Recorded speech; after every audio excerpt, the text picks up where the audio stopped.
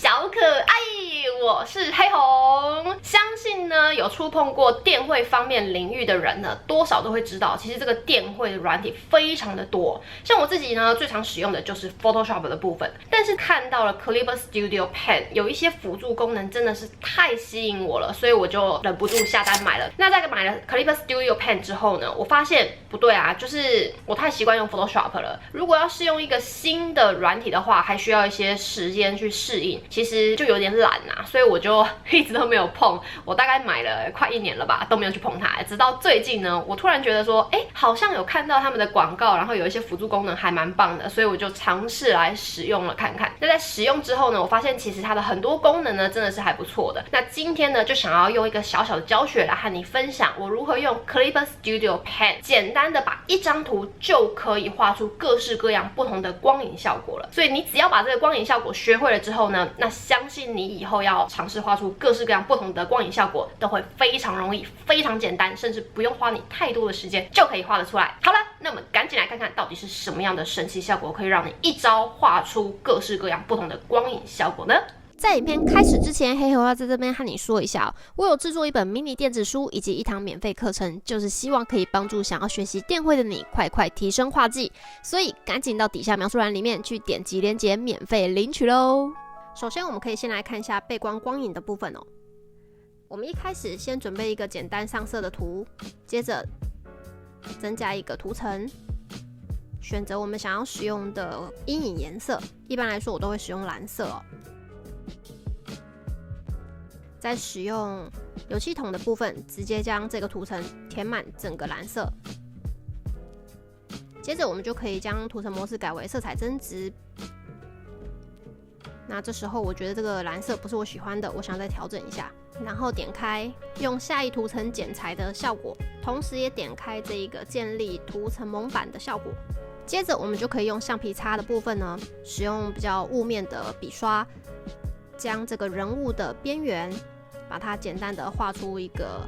亮亮的感觉，其实就慢慢的呈现出一种很像从它的背后有光照耀它的感觉了。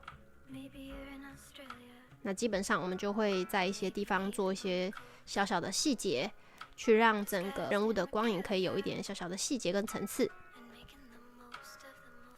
接着我们再增加一个图层，并且使用笔刷的部分也是比较雾面一点的，然后使用亮光的这个黄色的颜色，在它的旁边加这个亮光的感觉哦。不过在这里呢，觉得很奇怪，我们一样可以用图层模式把它调整为其他的模式，像是在这边的话呢，我使用的是时光的部分哦，因为时光的部分看起来比较亮，那这个亮呢，我觉得也比较真实一点，比较像是有光在照耀的感觉。所以呢，简单的用这样子的一个方式，就可以画出一个背光的效果了。接下来我们来看一下2分光影的部分，我们一样是用刚刚的人物图，在它的底下加上一个图层之后，我们直接画一条线，并且使用油漆桶直接做填色。接着我们可以用笔刷的部分稍微做一点修饰，并且在人物的背后加上一些阴影，让这个人物看起来像是靠在一个墙壁的感觉哦。接着呢，我们一样在这个人物的上方增加一个图层，并且开启色彩增值的模式，点开用下一图层剪裁的效果。那这时候呢，我们就可以用油漆桶直接在它上面上色，并且用橡皮擦的部分把这个想要被光照的地方呢，把它擦掉这些阴影。那在擦阴影的时候呢，我们可以注意一下，有阴影的地方就不要去把它擦掉了。那因为身体的部分大部分都会被光照到，所以在这边我就直接整个擦掉。那有些阴影的部分，我就简单再用笔刷将想要被遮住的地方呢增加一点阴影，让这个图看起来稍微有增加一点层次的效果。那尤其是一些比较容易被遮住的地方，可以增加一些阴影哦。那当然呢，在这边还有它的眼睛的部分，我想要让它有一种反光的感觉，看起来就会比较有神，所以我就用橡皮擦的部分将它眼睛的反光把它画出来。接着呢，我们在整个图层的最底下再增加一个图层，并且用油漆桶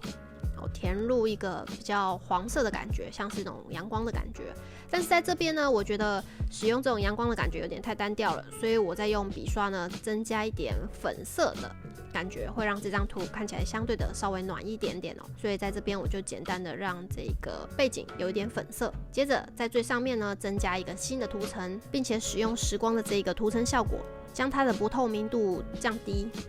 然后开始在这个人物的身上画上一些粉色，感觉就会这个人变得比较暖哦。但是因为呢，我们画的时候会超出这个人物，所以我们再一样点开，用下一图层剪裁的效果，然后稍微调整一下不透明度。因为我比较喜欢整数，所以一般来说我这种东西我都会调整为整数哦。那接着再增加一个图层，并且使用覆盖的图层模式，然后我们可以用笔刷的部分呢，就把这个人物的眼睛感觉让它这个眼睛的反光看起来更加有神。但是在这边看起来太有神了，所以我想要把它调整为柔光，那不透明度再让它降低一点点，那看起来就会更加自然。这就是第二个画出简单光影的方式。第三个部分，我们可以来看一下门缝光影的部分哦。这门缝光影，我们一样呢，在这个人物的上面加一个图层，并且这时候选择在门缝里面的阴影颜色。那简单的把图层模式改成色彩增值，直接上蓝色的阴影，这时候都可以去调整。那阴影我调的比较暗一点点哦。接着呢，将这个图层复制2个。并且将其中一个呢放到这个人物底下，那上面的这一个图层则是开启用下一图层剪裁的模式，并且也点开建立图层模板效果。接着我们就可以用橡皮擦的部分，将我们想要画出门缝照射进来光影的部分呢，把它画出来。那在这里呢，我基本上都会简单的上一个直直的一条线哦，毕竟是门缝嘛，所以直直的一条光线照耀进来。那还是有一些细节部分可以调整，我们就用笔刷的部分将我们想要画出阴影的部分把它画出来。接着我们新增一个图层，选择光的颜色，选择稍微雾一点的笔刷，再调整一下这一个图层的模式，改为时光，并且降低一些不透明度。不要忘记还要点开用下一图层剪裁的模式，然后接着我们就可以在这一个门缝的周边简单的画上一点雾雾的光，雾雾的光有点死板，所以我就再用简单的橡皮擦去做一点修饰。接着我觉得这个背景的颜色太亮了，我可以一样用油漆桶的部分再增加一些背景的颜色。接着我还想要在这个人物的身上增加一些阴影的细节，我就可以点选这个人物上方的阴影图层，并且点开它的这个蒙版的部分去做修饰，将人物的眉毛啊、头发的一些阴影可以画上去。那最后我用橡皮擦在阴影内的眼睛增加一点反光，接着再开启一个新的图层，在人物的眼睛上面直接画上白色的反光。那在打开原本雾雾的光线之后呢，整张图我们就大功告成喽。OK， 那在看完了今天只用一招就可以让你轻轻松松画出各式各样不同的光影效果，有没有觉得超级棒呢？其实电绘这个东西真的是人类史无前例好用的绘画工具哦，让你画出各式各样的效果，而且又非常的轻松又节省时间，简直就是棒。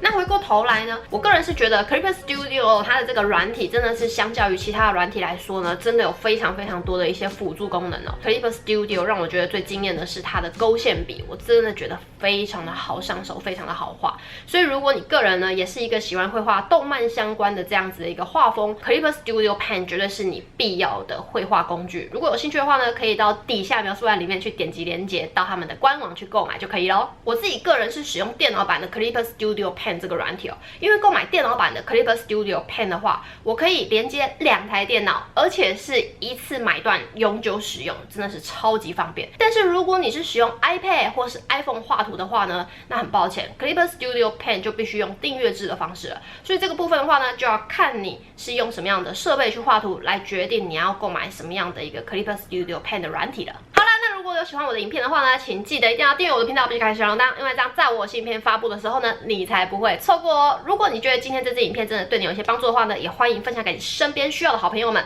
最后，让我带给你的生活一点颜色，也希望你能带给他人生活你的颜色。